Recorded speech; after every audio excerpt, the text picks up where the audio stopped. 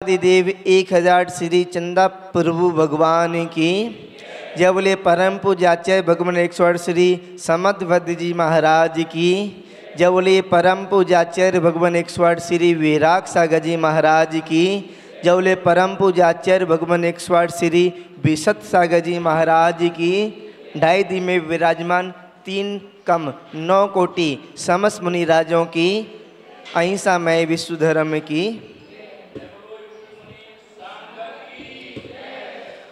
अपन लोगों ने 5 अणुव्रतों के बारे में पढ़ लिया, यानी कि उनके लक्षण को जान लिया और उनके अतिचारों को जान लिया। वैसे परिग्रह के जो अतिचार हैं तत्वाद सूत्र में उमा स्वामी जी महाराज ने अपने 7वें नंबर के अध्याय में 29 नंबर के सूत्र में छेत, वास्तु, हिरण, सुवर्ण, धन्य, धान, दासी, दास, कुप, भांड, इन 10 चीज़ों को बहिरंग परिग्रह हैं, इनको इनके यानी कि सीमा से उल्लंघन कर देना, ज़्यादा रखने की इच्छा करना, यानी कि ज़्यादा यानी कि अतिक्रम कर देना, तो उसको यानी कि अतिचार कहे हैं। और सम्मदवदाचार्य महाराज ने परिग्रह अनुव्रत के, परिग्रह प्रमाण व्रत के अलग अतिचार बताए हैं। तो उन्होंने किस तरीके से अतिचार बताए हैं उसको भी अपन आज देख लेते हैं। तो अपने आज 5 अणुव्रतों के लक्षण और 5 अणुव्रतों के अतिचार नामक ये कंप्लीट अपना अध्ययन हो जाएगा।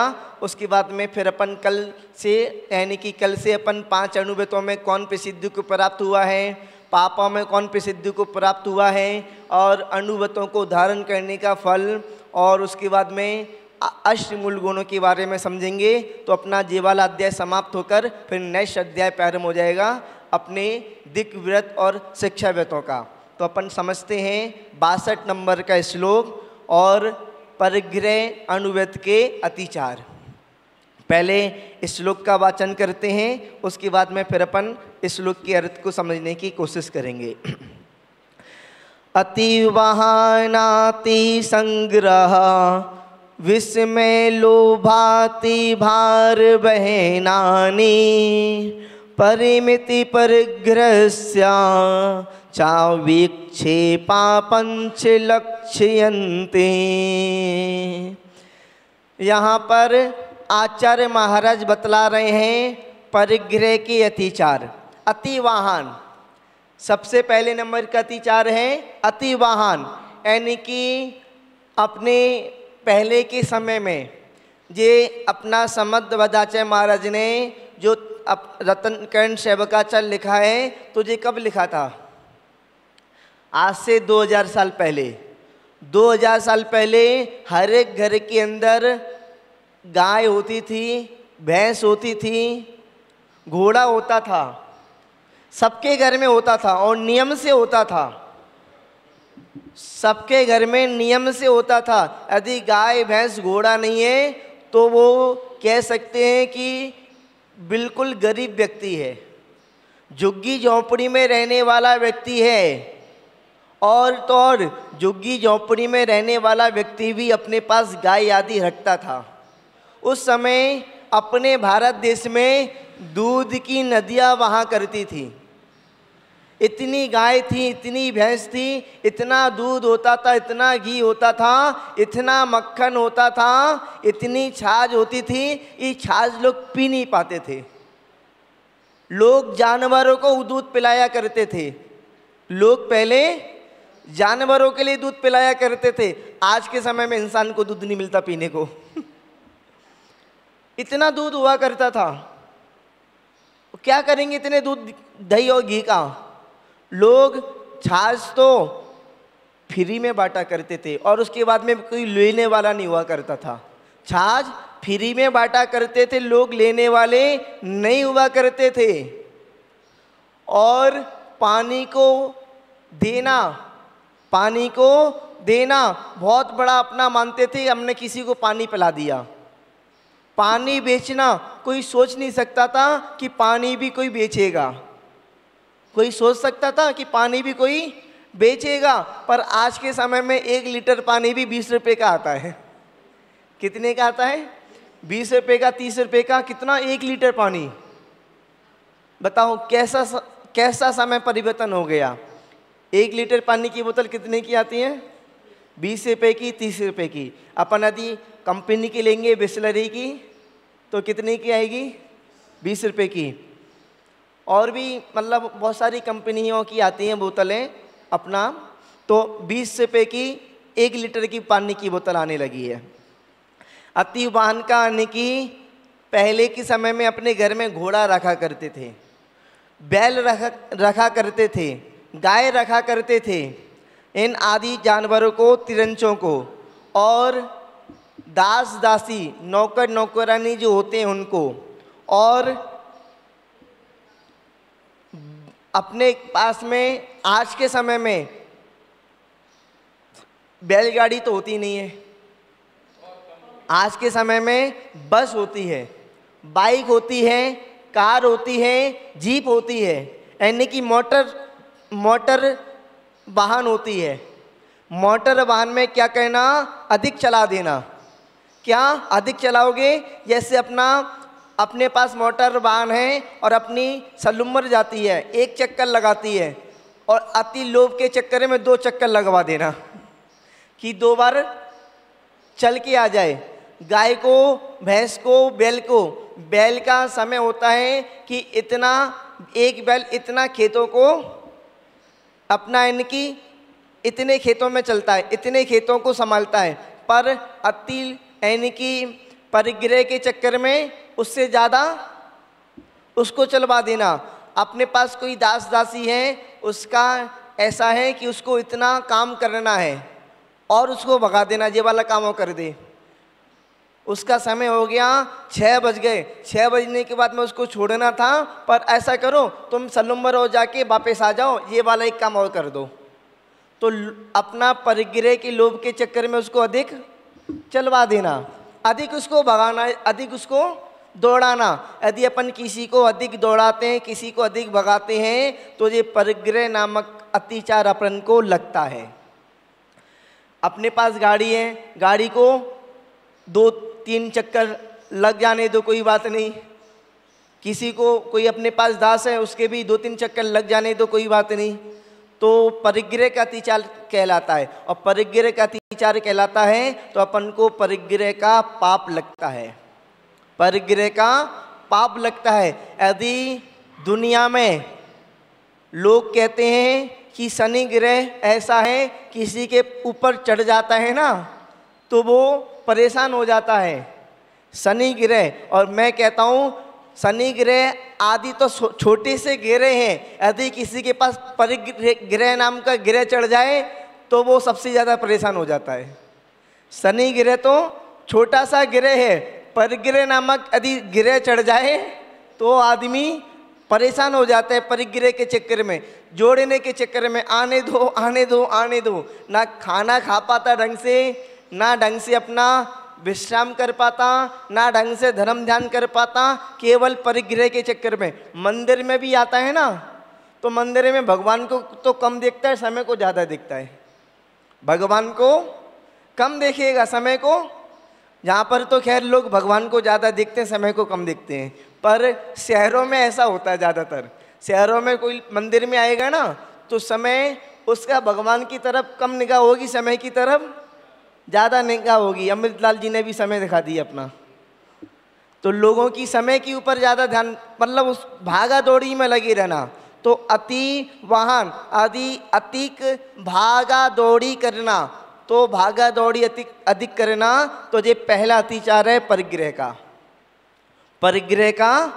परिग्रह प्रमाण व्रत का, परिग्रह प्रमाण अनुव्रत का पहला अतिचार। दूसरा अतिचार अति संग्रह है। अति संग्रह, किसी लोगों की तो भावना ऐसी होती है। एक बार हम जब दिल्ली में थे तो दिल्ली में हमारे पास एक ब्रह्मचारी भैया जी आए। ब्रह्मचारी भैया जी आए तो क्या था, दिल्ली में क्या था, दिल्ली में क्या होता है, जो महाराज लोग होते हैं ना तो उनके घरों में चौके कम लगते हैं। अपने साथ में चौके वाले 2 आदमी लेके चलते हैं, यानी कि पुरुष और महिला।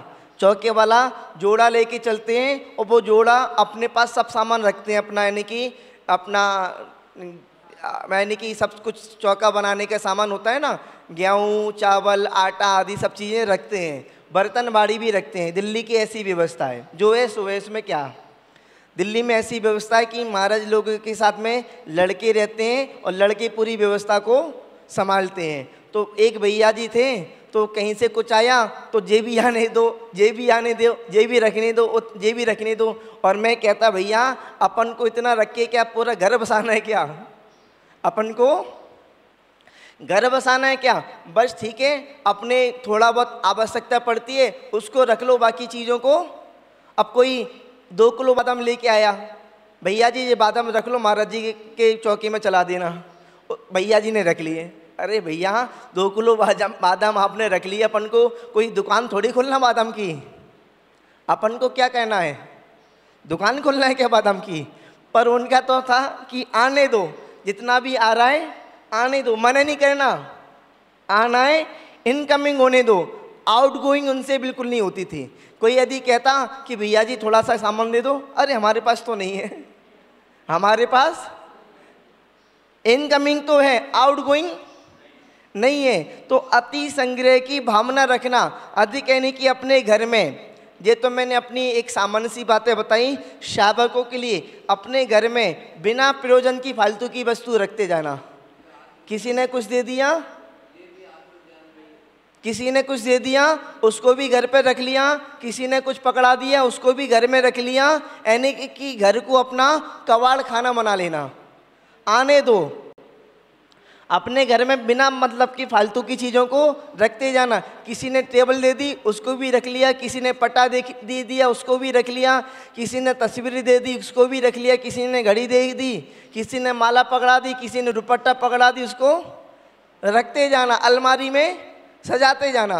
अरे भैया अलमारी में सजाते जाओगे तो आपको आदरत ध्यान होगा, और परिग्रह नाम का, परिग्रह परिमाण नाम का, अनुव्यत का आपको अतिचार लगेगा, और आपका ध्यान धर्म ध्यान में कम होगा, उन चीज़ों में ज़्यादा उलझेगा। तो अपन को थोड़े से चीज़ में काम चल सकता है, थोड़े से परिग्रह में काम चल सकता है, पर अपना लोभ के वशीभूत होकर कोई दे तो रहा है, हमने मांगा तो नहीं है।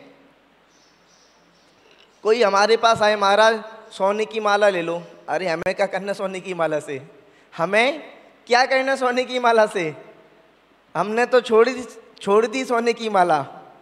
कोई कहे महाराज आप चांदी की माला ले लो, हमको क्या कहना चांदी की माला से, हमने तो छोड़ दी। हाँ, कोई यदि हमको देता है ना तो क्या करते हैं, ट्रांसफ़र करा देते हैं, यहाँ से ली और उसको पकड़ा दी, उसका भी मन हो गया, इसका भी काम हो गया, जो है सो है। किसी ने हमको दी चांदी की माला, हमने ले ली और हमने फिर कहते हैं यहाँ से ली और वहाँ पे दे दी, उसको भी देना हो गया और इसको भी मिलना हो गया, अपन बीच में खुश। नहीं, परिग्रह में तो आएगा, पर हमने अपने पास रखी तो आएगा ना, रखी नहीं अपन ने, इस यहाँ से ली और वहाँ पर दे दी, बात खत्म। अपन को रखने नहीं है, अपन को फेरने नहीं है, अपने लिए तो अपनी सामान्य सी माला ठीक है। तो अपना यानी कि अधिक अपने घर में अधिक सामान को इकट्ठे करते जाना, ज़्यादा यानी कि कुछ लोग क्या करते हैं, अपने घर में 2-2 साल तक का अनाज भर के रख लेते हैं। भैया अकेले आदमी कितना खाओगे, कोई किसी ने कुछ पकड़ा दिया वो भी ले लिया, किसी ने कुछ पकड़ा दिया इसको भी ले लिया। भैया जितना आप खा सकते हो उतना रख लो, बाकी का क्यों फालतू में इकट्ठा ज़्यादा इकट्ठा करके रखोगे तो उसमें यानी कि कीड़े पड़ जाएंगे, घुन पड़ जाएगी और बेकार हो जाएगा। बर्तनों का तो ढेर लगा लेते हैं अपने घर में, बर्तनों का ढेर लगा लेते हैं और वस्त्रों का भी ढेर लगा लेते हैं। आते जाने दो, आते जाने दो, किसी प्रकार का कोई नियम संयम नहीं है, बस आने दो, कहीं से तो आने दो। ऐसा नहीं कि मना कर दो कि हमारे पास तो बहुत सारा रखा हुआ है हमको नहीं चाहिए, नहीं तो अपने पास जो रखा है ना उसको धीरे धीरे लोगों को देते जाना, काम करते जाना। अपने पास बर्तन ज़्यादा हो गए हैं तो अपने अड़ोसी पड़ोसी को, अपने घर वालों को, अपने रिश्तेदारों को दे देना कि हमारे घर पे बहुत सारे बर्तन हैं, तुम ले जाओ। अपने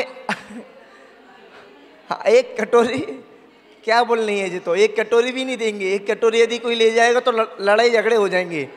यदि एक कटोरी को ले जाएगा तो लड़ाई झगड़े हो जाएंगे। अपने घर में यानी कि किसी भी चीज़ को, वस्तु को हो गई, गाय भैंस हो गई, 4-4 गाय पाल के रख लिए और एक गाय का भी दूध नहीं पी पा रहे। गाय 4-4 भैंसें पाल ली हैं और एक भैंस का भी उपयोग नहीं कर पा रहे, तो क्या है ये। तो उसके बाद में अपने पास अधिक धन्य धान, औषधि और अपने पास लकड़ी, टेबल आदि जो भी धातु की कुर्सी, फालतू की जितनी भी सामग्री अपन के पास इकट्ठी हो सकती है उसको इकट्ठी करते रहना। तो अति संग्रह नाम का आपका परिग्रह का आपको दोष लगेगा, परिग्रह का अतिचार हो जाएगा आपको। और तीसरे नंबर पर विस्मय। विस्मय यानी कि कहीं पर गए आप, कहीं पर कुछ चीज़ों को देखा, किसी वस्तु को देखा और किसी वस्तु के देखकर आश्चर्य करने लगे, अरे ये कितनी अच्छी है, अरे कितनी सुंदर है, हमारे पास भी आ जाए। आश्चर्य करना, विस्मय करना और चौंक जाना किसी पर, चौंकना किसी भी वस्तु को देखकर। भैया आश्चर्य करोगे, चौंकोगे और विस्मय करोगे तो आपका ये परिग्रह नाम का अतिचार लग जाएगा। आपने परिग्रह तो नहीं किया, पर परिग्रह नाम का अतिचार आपको दोष लग गया, परिग्रह नाम का पाप लग गया। आप कहीं पर गए और कहीं पर आपने कहीं पर अच्छी सी यानी कि घाघरा देखा, अरे कितना अच्छा है, कितना अच्छा है। कोई गया, किसी ने कहीं पर बहुत अच्छी पगड़ी देखी, अरे कितनी अच्छी है। चौंकना, आश्चर्य करना, विस्मय करना। कोई बहुत अच्छे कपड़े पहना है, कोई अपने हाथ में कहते हैं बहुत अच्छा ब्रेसलेट पहना है और चौंक जाना, अरे कितना अच्छा ब्रेसलेट है इसके पास। किसी के घर में अच्छी बाइक है तो मतलब अरे कितनी अच्छी है। चौंकना, आश्चर्य करना, विस्मय करना, ये भी अपना परिग्रह का अतिचार बताया है समर्थभद्र जी महाराज ने। उसके बाद में अति लोभ करना। अति लोभ तो करना यानी कि संतोष तो किसी को धारण ही नहीं है, कोई संतोष को धारण कर ही नहीं सकता। यानी कि अपना कहीं पर कुछ पैसा कमा लिया तो और कमाने की भावना इकट्ठी हो जाना, अरे और मिल जाए। कहीं पर किसी ने 1 लाख रुपए लगाए, 1.5 लाख रुपए मिल गए तो दूसरे दिन वो यानी कि 10 लाख रुपए लगा देगा, और मिल जाए और अधिक हो जाए। यानी कि लोभ करते रहना, व्यापार में, हुनर में, कहीं पर भी, कहीं पर कुछ ज़्यादा मिलने की कोशिश करना, और मिल जाए और मिल जाए और मिल जाए। और कहीं पर कुछ पैसा खर्च होना होगा ना, कहीं पर पैसा खर्च होना होगा, वहाँ पर पैसा खर्च नहीं करना, वहाँ पर पैसा खर्च नहीं करना। लोभ करते रहना कि अरे भैया इसमें इतने पैसे खर्च हो रहे हैं। घर में किसी को यानी कि मान लो घर में किसी को बुलाया, घर में पेंट कराने के लिए, सोचा अरे इसमें तो इतने पैसे लग रहे हैं, अरे ये तो 2,000 रुपये ले रहा है, अरे रहने दो, 2,000 रुपये हमको नहीं कराना, हम खुद ही कर लेंगे। अरे भैया जहाँ पर पैसा खर्च होना है वहाँ पर पैसा खर्च करो, जहाँ पर पैसा खर्च होना है वहाँ पर भी पैसे को बचाने की कोशिश करना, पैसे को खर्च नहीं करना। तो ये क्या है? अति लोभ। अति लोभ, तो लोभ से भी बचना। लोभ अधिक करोगे अति लोभ तो आपका परिग्रह नाम का दोष लगेगा, परिग्रह प्रमाण अनुव्यत का दोष लगता है। और उसके बाद में अति भार वहन, लोभ के वशीभूत होकर अपना घोड़े, हाथी, घोड़े पर, बैलगाड़ी पर अधिक लोड दे देना और किसी दास दासी पर अधिक लोड दे देना। यानी कि किसी की क्षमता है बैलगाड़ी की कि वो 100 किलो वजन ले जाए, पर आप लोभ के वशीभूत होकर 150 किलो वजन लाद दो। जहाँ पर अपन अहिंसा अनुव्रत को अपन ने पढ़ा था, इसमें भी अपना यही आया था, अति भार रोपण। और यहाँ पर परिग्रह में भी अति भार वहन का आया है, तो वहाँ पर अति भार रोपण का अपना तात्पर्य था किसी के ऊपर अधिक भार लाद देना, किसी पर ज़्यादा कष्ट देना। और जहाँ पर अपना है कि किसी पर ज़्यादा अधिक भार लाद देना परिग्रह के लोभ में होकर, परिग्रह के वशीभूत होकर और ज़्यादा इकट्ठा हो जाए अपने पास। कई लोग क्या करते हैं, मैंने तो देखी है, वैसे जहाँ पर देखा है, दिल्ली साइड में नहीं देखा, कोई यानी कि गाड़ी वाला होता है, गाड़ी में 4 लोगों की बैठने की व्यवस्था है, 8 लोगों की बैठने की व्यवस्था है, पर 50-50 लोगों को भर के ले जाता है, 50-50 लोगों को भर के लेके जाता है, तो ये भी अति भार वहन हो गया। अधिक भार को ढोना, अधिक भार को लादना किसी के ऊपर, तो अति भार वहन नामक ये अतिचार होता है। तो अपने परिग्रह, प्रमाण, अनुव्यत के ये सम्मत बदाचे महाराज ने 5 अतिचार बताए हैं। अपन इसको और द्वारा से पढ़ लेते हैं। अति वाहन, अति संग्रह, विस्मय, लोभ, अति वार वहनानी, परिमित परिग्रह से, परिग्रह परिमाण, परिग्रह प्रमाण, परिग्रह परिमाण अनुव्यत के, विक्षेपा, अतिचार, 5 लक्ष्यन्ते, 5 कहे गए हैं। परिग्रह प्रमाण अनुव्यत के 5 अतिचार कहे गए हैं। अब जहाँ पर परिग्रह में कौन प्रसिद्धि को प्राप्त हुआ है, आचार्य महाराज ने कौन का नाम लिखा हुआ है? सम्मत बदाचार्य महाराज ने किसका नाम लिया है कि कौन परिग्रह अति यानी कि परिग्रह में प्रसिद्धि को प्राप्त हुआ है? तो जहाँ पर आचार्य महाराज ने शमश्रु नवनीत नाम का एक सेठ था, उसका नाम लिखा है कि शमश्रु नवनीत नाम का एक सेठ है, वो परिग्रह में प्रसिद्धि को प्राप्त हुआ है। उसने कैसा परिग्रह रखा, उसने क्या किया जिससे वो परिग्रह में प्रसिद्धि को प्राप्त हो गया, परिग्रह नाम के पाप में प्रसिद्धि को प्राप्त हो गया।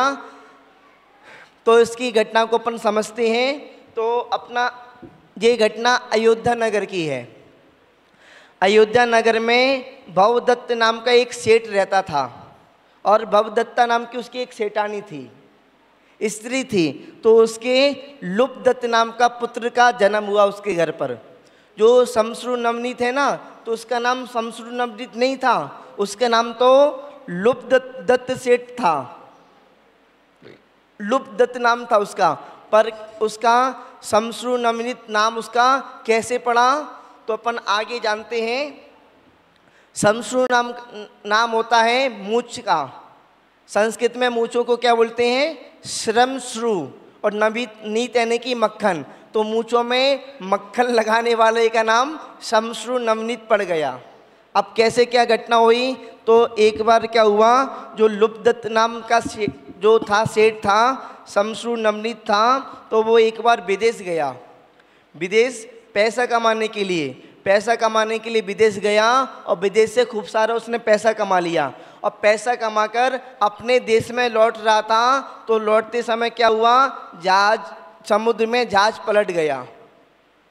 उसका जितना भी पैसा था वो सब डूब गया, समुद्र में चला गया, और उसने जितना भी पैसा कमाया था सब समुद्र में चला गया। तो वो निर्धन हो गया, निर्धन हो गया।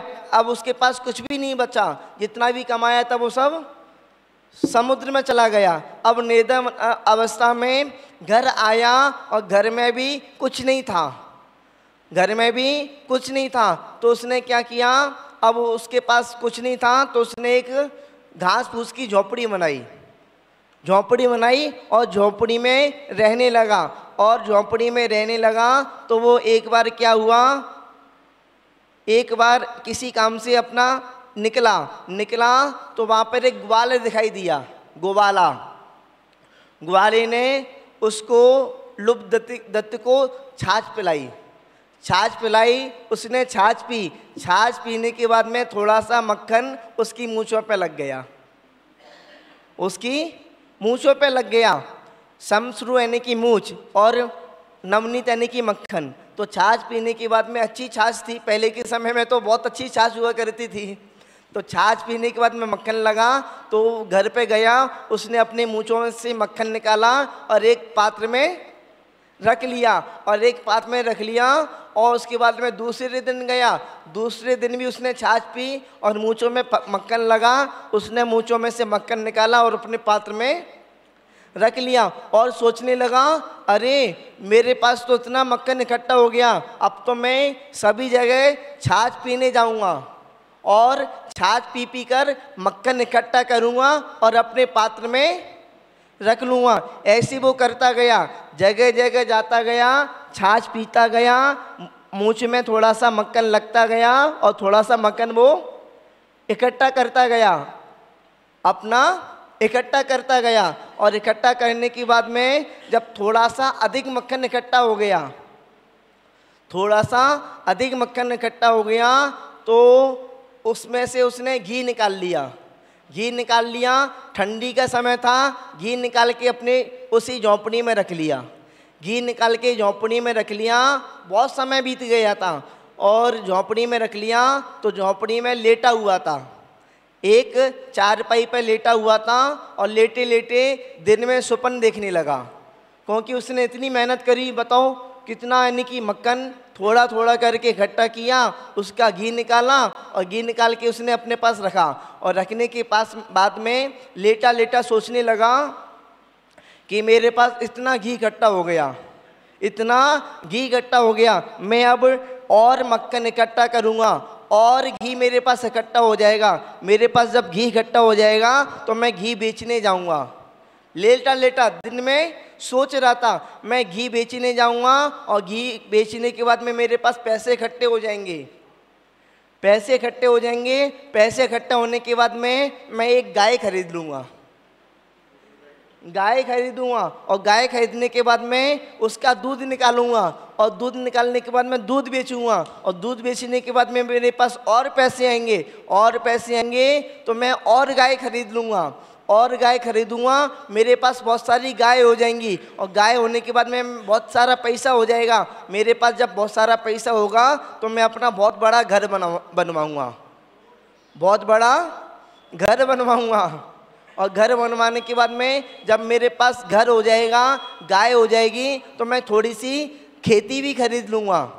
मेरे पास जब खेत हो जाएगा, घर हो जाएगा, गाय हो जाएंगी, तो कोई सेठ अपनी कन्या से मेरा विवाह करा देगा।